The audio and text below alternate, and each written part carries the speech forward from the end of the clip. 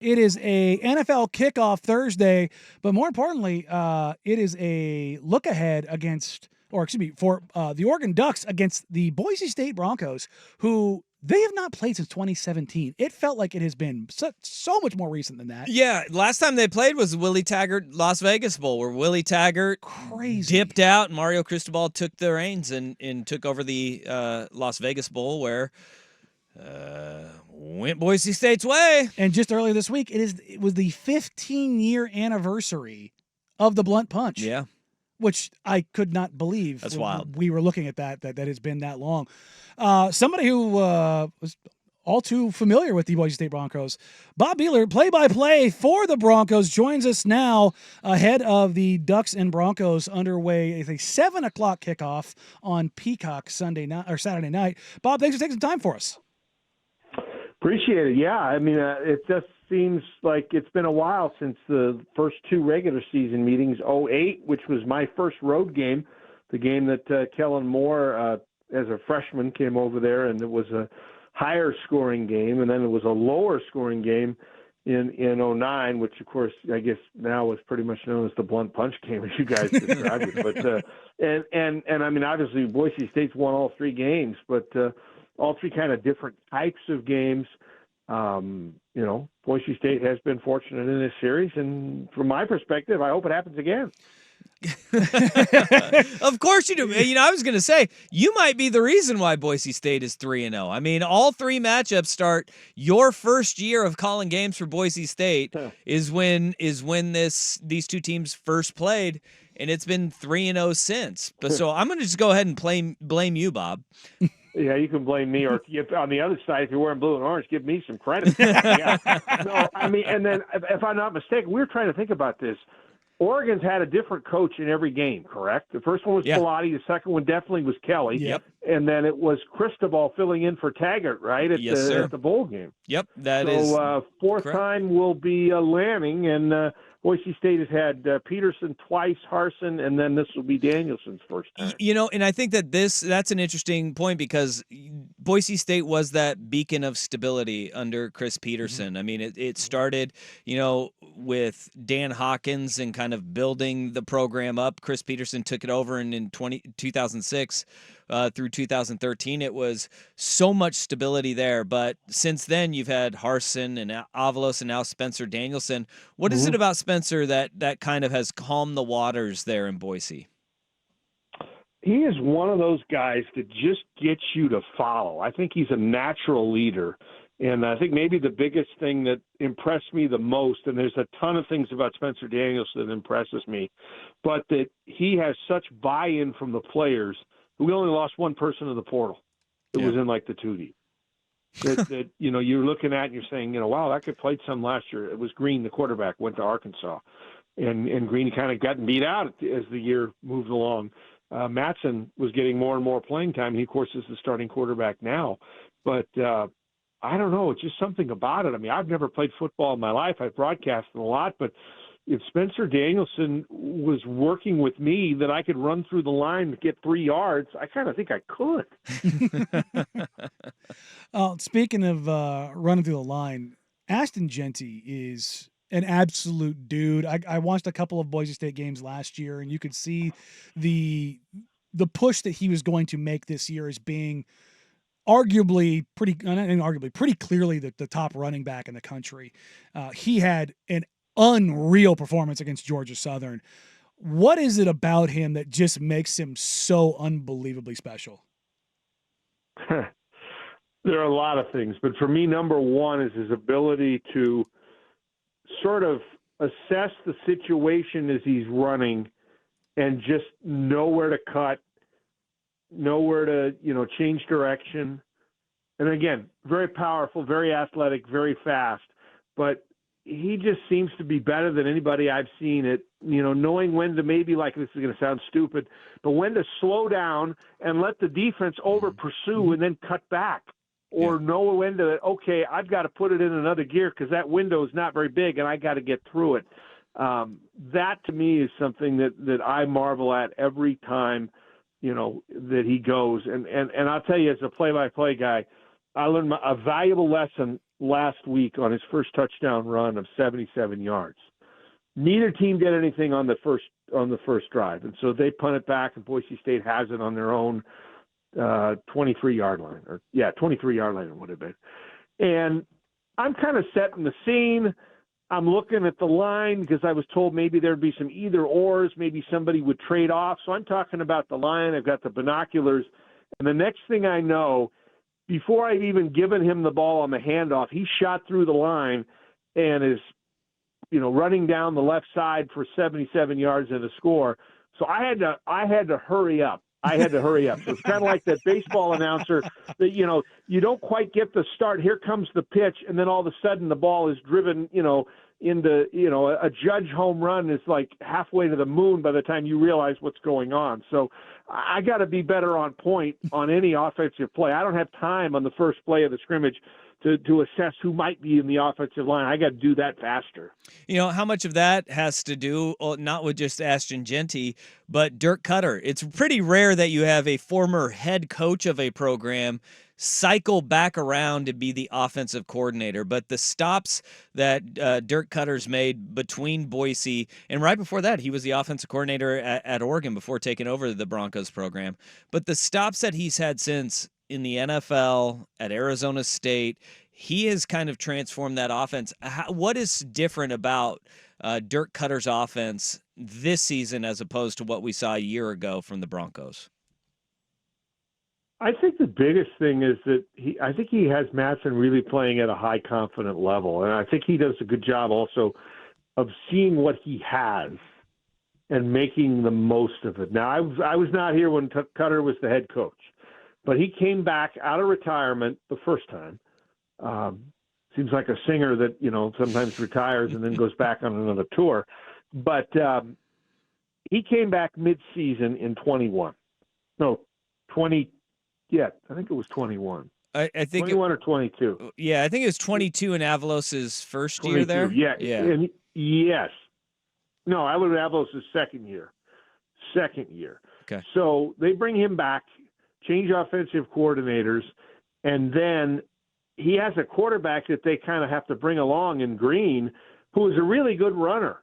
And he kind of tailored some things that, used the skill set of Green. And then we had some other good running backs. Green wasn't, as good of a passer, at least percentage-wise.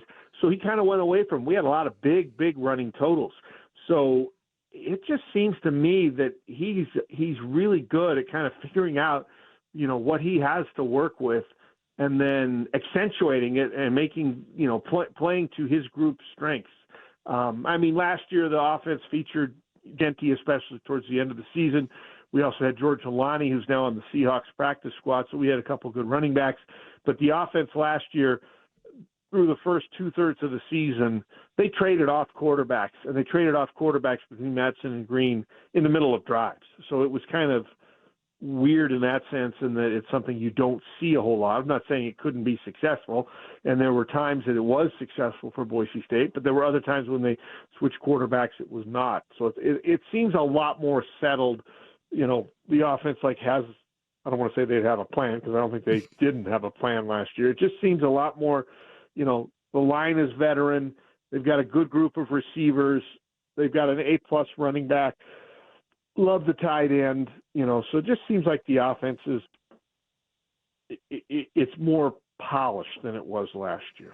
Well, it's interesting you bring up that quarterback position. I'm a USC guy, and so when I saw Malachi Nelson go to Boise State, I had an interest in saying, okay, what's going to happen there? And then a pretty big national story is that Mattson wins out the job. What has that kind of been like watching that, as Malachi was, looked at, depending on what recruiting service, as the top quarterback in the country in his class. And after leaving USC, I think there was an assumption that he was just going to step into the job there. What has Mattson done to kind of secure that? Well, and Mattson chased another guy, Green, off to the SEC. Yes. So Mattson won the job. Mattson knows the playbook backwards and forwards. He makes the right decisions, gets them into the right things. He's like a quintessential point guard, at least the way he played last week, deciding who to give the ball to. And that was, you give it occasionally to Jeanty. You get it to him in the right spot. Or Gaines, the backup running back, was in there. He got over 100 yards. And then, he completed, a nice number, 22 passes, threw for a career high 280 yards, by moving the ball around to different receivers. So Maddox is playing with a whole lot of confidence, and I guess kind of, had the percentage over 70% that kind of goes to his namesake of, throwing the ball in the right spot in the corners. One guy that has worked his way up, he was, I think he got there in 2019, is safety Alex Teubner, who's an Oregonian himself. 6th year, kind of went through the COVID year and used that to his advantage with the COVID and a redshirt season. How about his development? Because he comes from a smaller school in the state of Oregon, went to Seaside High, which is a 4A high school here, but has worked his way into the starting lineup for the Broncos this year. You talk about a guy who has probably had one of the more storybook, you might be able to make a movie about it, careers. Walks on. That's good, right? Yeah. Take a spot from a small school. Get a scholarship. Okay, you're doing a little better. And then the first time I remember calling his name a few times on special teams early in his career, because as a redshirt freshman, he got in and was on some kick teams. But then there was a time where our safety, who's now playing for the Broncos, J.L. Skinner, had a targeting penalty at BYU. Okay, and I'm thinking, uh-oh, this team's nationally ranked. Are they going to just go after the spot? And he was good. I mean, he came off the bench and just picked up like nothing was wrong, in for our all-conference player. And then the second time, it happened again during the season. Both times were, in I think we're first half, so it didn't carry over to the second game, but he had to finish out the game for us. And the second time he came in, I had confidence that, I saw it last time. He was good. May deserve more playing time and did well. And then obviously moved himself into the starting lineup, got defensive player of the game in the championship game, really came on last year in the final quarter of the season. Last 4 games, he had a total of 44 tackles, finished with a team high 85. Real sharp guy, a guy that they have chosen this year. You've got that one helmet radio receiver where you can have somebody talk to you from either the press box or the sidelines, on the play calls, or they give it to one player, and Boise State has given it to Teubner at the back of the defense. So he's a guy that, has done it all. And then, I think as he said to me in an interview, we had him on the radio show this week, the best honor he could have was being voted captain, because that means that people on the team that are your peers think enough of you that they're going to, I think we have 4 of them. They're going to, out of 100 and some people, they're going to put you in that position to lead. So what a career. He says there's going to be a ton of people from Seaside coming to Eugene. I kind of sense it's about 2 or 2.5 hours, listening to him talk. But, I'm sure this game means a lot to him because, a lot of times family and friends aren't going to drive 9 or 10 hours or whatever it is over here, but they'll be willing to drive 2 hours to see you. So I think he will have a lot of people, and, hopefully they get to see what they want to see. Well, speaking of that game down in Eugene, both these teams, Boise State and Oregon, coming off wins in, I think both teams would be happy that they won. But if you hook them up to the truth serum, they probably weren't happy about the way they won their games. The Ducks weren't really able to punch the ball in, whereas the Broncos weren't able to stop the ball from going in on the other end. When you look at this matchup, what are kind of your takeaways, thoughts, ideas, processes for how this game has to go for Boise State for them to come away with a win in Eugene? Well, I think number one, they got to get off the field on third down. I mean, they were 12 out of 19 that they allowed Georgia Southern to convert. Georgia Southern at one point completed 9 consecutive third down conversions. The game was 28-9. They were looking really, really good, and they allowed a touchdown with 18 seconds left in the first half. So you add 7 more, so it's now 28-16 at the half. And Georgia Southern gets the football first. Kicks off. First 2 plays, they don't get much. Third play, snap squirts between the legs of the quarterback and rolls probably, I don't know, another 15 yards behind. And the quarterback gets it and is scrambling and is obviously going to throw the ball away, and he gets rough the passer. Wasn't real egregious, but it was enough that they called. I mean, our guy did kind of push him and shove him a little bit. It wasn't like mean or anything, but flag comes out. So they get the first down. And then they convert it. They get into a touchdown, and now they've scored 2 touchdowns in a row, and then we can't do anything with the football, turn it over, I think, or give it up on downs.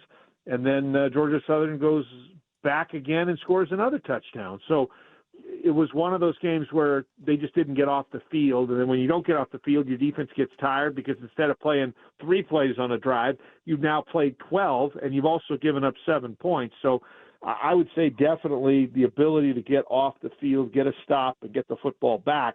And then, I'm not saying Jeanty needs to run for a school record 267 yards and 6 touchdowns. It would be nice to see that duplicated. But I think they're going to need to, move the ball and cash in. Jeanty is going to need to show that, he really is that good as a running back. And, the more he's touching the ball and carrying it, the less Oregon has it. And obviously the chances to score go up too. Well, Bob, thanks for taking some time for us. We appreciate it. Have fun calling the game this weekend. Hopefully it's like every other game between Boise State and Oregon where it's a good old-fashioned just knock down, drag them out for Dusty's sake. I think. Well, hold on. I don't want to say just like every other Boise State Oregon game. I hope it's a knock down, drag out fight. But I hope the other team wins one this time, huh? Well, I don't like the way it's gone the first 3 times, so they can play the same song again, as far as I'm concerned. But it is. When you look at, and I know you got to move to something else, but when you look at programs in the last 20 years, 15, 20 years or so in the West, I mean, these two are really, really good. They've been consistent, and I think that's the thing that says the most about both teams. Thanks again, Bob. We appreciate you, and hopefully we'll check in with you again, and hope it won't take 7 years for another matchup. Well, I've seen some predictions that have us playing you in the college football playoff. All right. Oh, there you go. I'd love to see that. That'd be a fun little matchup. Yeah. Thanks again, and enjoy the game on Saturday. Bye-bye.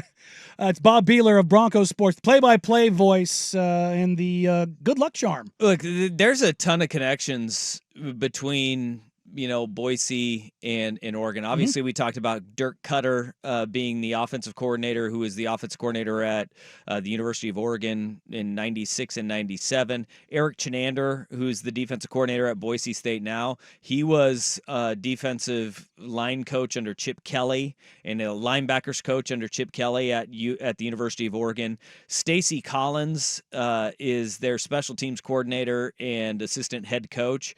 Stacy is a Western Oregon grad who was actually a defensive coordinator at Southern when I was down there, and he is. They actually went to school together and have coached together almost everywhere. Joe Lorig, the special teams coordinator at Oregon. Collins was just at Penn State last year, and then wanted to come back over closer to home and jump to Boise State this year. And then they got an assistant quarterbacks coach in Steve Cooper, who has coached at Portland State here. He was a teammate of mine down at Southern Oregon, and he's kind of bounced around. He was with Scott Frost at Nebraska as a quarterbacks coach out there too. A lot of connections to the state of Oregon on that staff alone. Yeah, no, it's always interesting when you find those little lines to draw. Where you're like, oh, there's a lot of people that have come through the same doors. It's been weird, like going through all this prep and just sitting there going, oh, okay. That's a familiar name. Looking at all of they got 6 guys on their roster from the state of Oregon, including their starting left tackle in Cage Casey, who's from Clackamas High School. And you want to talk about a road paver leading the way for Ashton Jeanty. He is 6'5", 315-pounder from Clackamas High School. And they've got, obviously, Teubner, who at Seaside High School was an incredible football player for the Seagulls out there. And just to think of, like, how old he is. He's sixth year in college. He played in the state championship game against the Banks Braves. The quarterback for Banks in that game in 2018 has been coaching on our staff for 2 years after he graduated. He's graduated college and is now is his second year coaching with us. Meanwhile, the this guy that he year played against is still playing. is going to be starting for Boise State this week. Crazy. At COVID year, you get a red shirt in a COVID year, you could be around for a really long time. Just doesn't make any sense anymore. I don't understand it.